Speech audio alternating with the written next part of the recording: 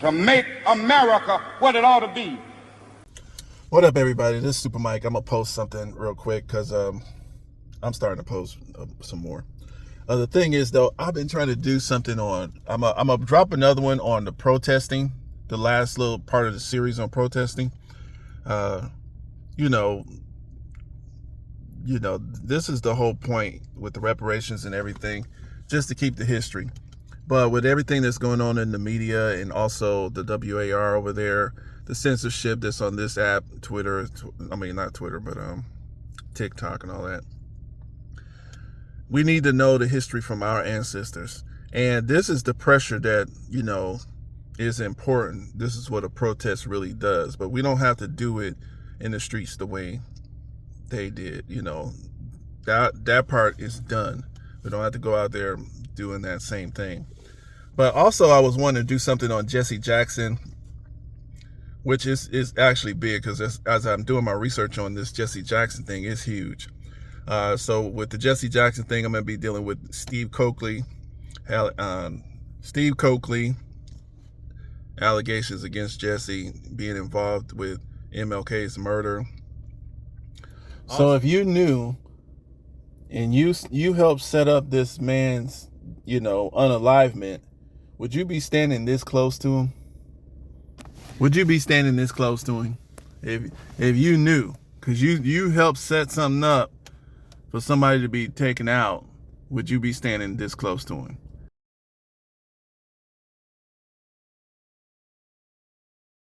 Jesse, I'm just going over just the basics of Jesse, just trying to be honest to the history. I want to make a point too, because some of us, a lot of people you will find, especially on this app and other apps, especially in the Black community, we beat up on our elders, the elder generations, way too much. And it's usually the recent elder generation. We want to always change back everything because you got a simplistic mindset. You have to actually study what made them want to change from their elders. Otherwise, you're going to be spinning your wheels. So I'm going to go through the Jesse thing. I don't believe Jesse was in on it with the killing of Martin Luther King. But Jesse did get compromised. I do believe some of that Steve Coakley. And it's so much I couldn't just put, it's too much. So it's going to be posted in different pieces. But yeah, let's deal with this here. They're protesting. These white supremacist people, they get so angry. They get so angry if we try to get something for ourselves. Oh my God, they are so terrified. They're angry. They're mad. They want to crash out. They want to hurt people. They want to stop paying taxes. They don't know what the hell to do. They think this is something they can actually stop. That's like trying to stop a tornado or a hurricane. All you could do is prepare for it. That's all you could do, guys, white supremacist people. This is going to happen. And it's not crystallized in one individual. This is June 4th, 2020. So this is the George Floyd situations and Breonna Taylor, all of that. A protester, this man right here. Dallas man loses his eye after being shot in the face by non-lethal police round during peaceful protest. All I heard was a boom. I got hit. Protester Brandon Saenz said. A protester in Dallas is claiming. Listen to how they write this kind of stuff. The news and the media on this one is a black man, I guess. A protester in Dallas is claiming that while at a protest against police brutality, he lost an eye after he was shot in the face by a sponge round, which is considered non-lethal by police. Brandon Saenz says he was protesting police brutality when all of a sudden, all he heard was a boom. I was hit. I put my hands up, put my hands on my eye, then I took off running. He added over his interaction with the police. Saenz is 26. He said he did nothing to provoke the police into shooting him with the sponge round, but as a result of the incident, his subsequent injury, he lost his left eye, his attorney told the outlet. The Dallas Police Department has been made aware of 2 use of force, possibly involving members. I guess they meant to say the use of force, but they put 2 use of force, the number 2, possibly involving members of the police force. The Dallas Police Department said in a statement shared with People magazine. Really appreciate everybody, what they're doing right now for me. This is Brandon Saenz, his left eye removed, a zipper of staples across his head where surgeons removed blood clots and installed a drain tube to help keep those clots from happening again. I just want my justice. Justice, he says, for what happened Saturday afternoon as he walked near the downtown Dallas library, approaching this line of police near City Hall. He says he got within about 15 feet. And then all of a sudden, all I heard was a boom and I got hit. Protesters nearby rushed to help, trying to stop the extensive bleeding. But by the time he got to the hospital, his eye could not be saved. Thank God he's alive. Thank God he's alive. But nobody's come forward and say, hey, look, let's hold this officer accountable. Attorneys for the family say they're still trying to determine exactly what type of projectile hit Brandon in the face. Officers in photos from the scene that day are holding yellow rifles. They fire a 40-millimeter sponge round meant to repel someone but not maim them. The witnesses have identified that it was individuals with the Dallas Police Department. But right now, we need to know who the officer is. We need the help of the community. We need someone to speak out. That's Jasmine there. That cop in that line, he know who he is. He just don't want to come out and say it. And his attorneys. So if they're going to make these statements that what happened in Minnesota was swift justice, then we need this to happen right here in Dallas. A search for answers on what also happens to be Brandon's 26th birthday. In Dallas, I'm Kevin Reese. So notice how they love the news loves to cover for the freaking crooked cops. That does not look like a sponge round. Sponge rounds seems like it's like a little Nerf ball or some shit like that. This shit fucked this man up. Now, after this, we're going to go into the way Martin Luther King wanted us to protest. That's why this is one of the reasons why they definitely had to kill Martin Luther King, because he was moving. Our ancestors already did this street shit. So he was moving the people into a higher level of protest. See, right now they got us still in the 1960s and 50s and shit, going on the streets getting fucked up. Okay, this is old news type of shit. So what we got to do is what this man is saying. Once y'all finish listening to this, just go ahead and think about it. It's very deep, and he's telling you a story. They don't play deep Martin Luther King. They always play these dumbass, little pieces for him. I Have a Dream and all that stuff. But this is what this man was moving his whole people into. He was very radical. He was spitting truth, especially towards the end. He was going to get everybody out of the streets, and he was going to make it more effective. So listen to Martin Luther King and the solution, and this would be the end of this protesting one here, unless I do another one later. But yeah, they just took this man's eye. This is just all from 2020. We really don't need to be in the streets doing that type of protest no more. Peace. 7 black insurance companies here in the city of Memphis. Take out your insurance there. We want to have an insurance in.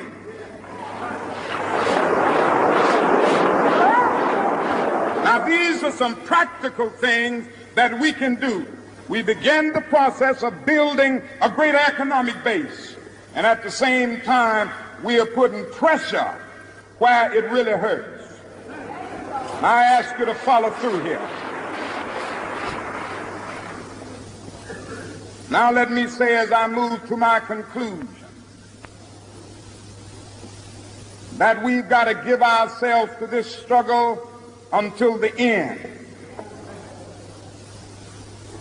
Nothing would be more tragic than to stop at this point in Memphis. We've got to see it through.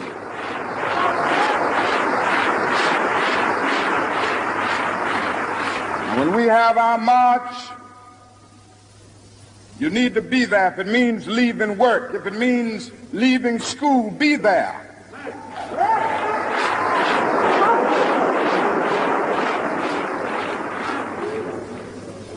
Be concerned about your brother. You may not be on track, but either we go up together or we go down together.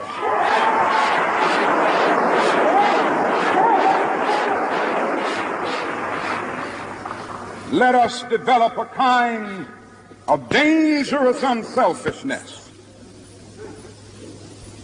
One day a man came to Jesus, and he wanted to raise some questions about some vital matters of life. At points he wanted to trick Jesus and show him that he knew a little more than Jesus knew and throw him off base. Now that question could have easily ended up in a philosophical and theological debate. But Jesus immediately pulled that question from midair and placed it on the dangerous curve between Jerusalem and Jericho. And he talked about a certain man who fell among thieves.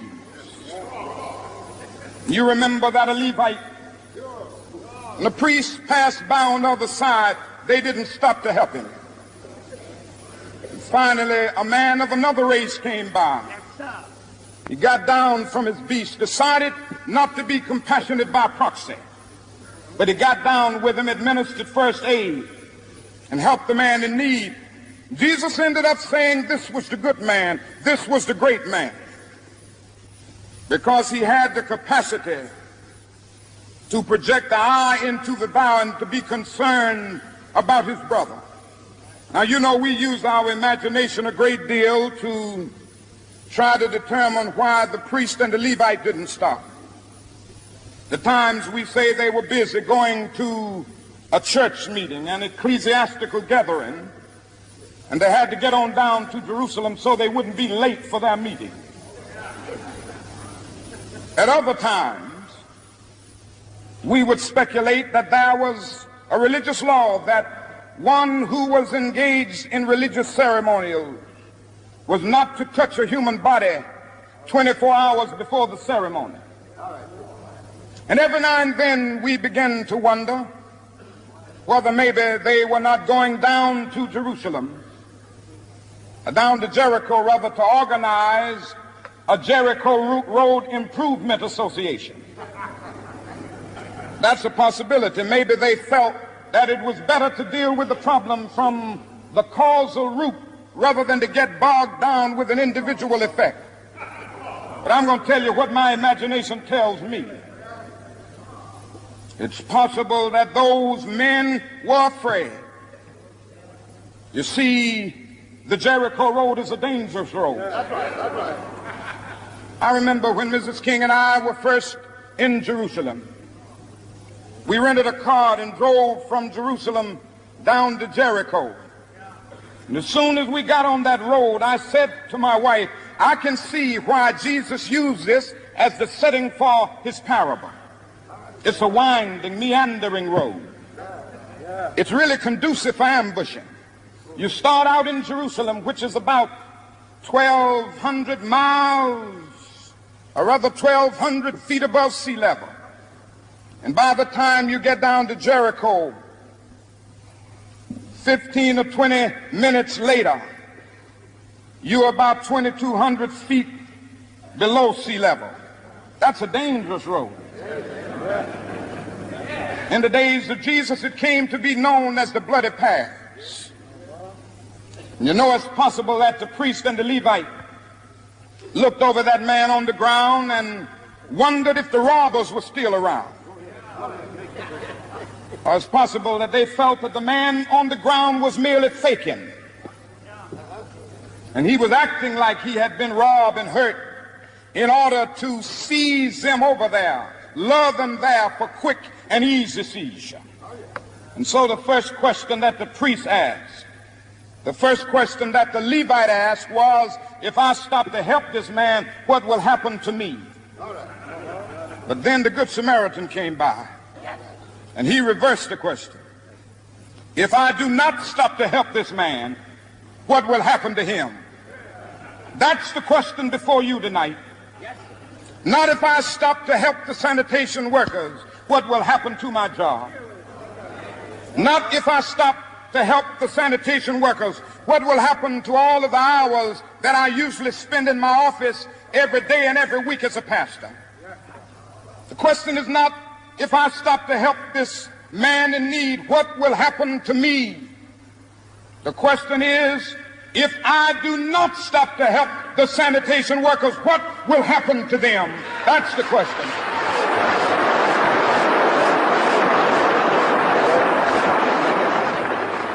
Let us rise up tonight with a greater readiness. Let us stand with a greater determination. And let us move on in these powerful days, these days of challenge, to make America what it ought to be.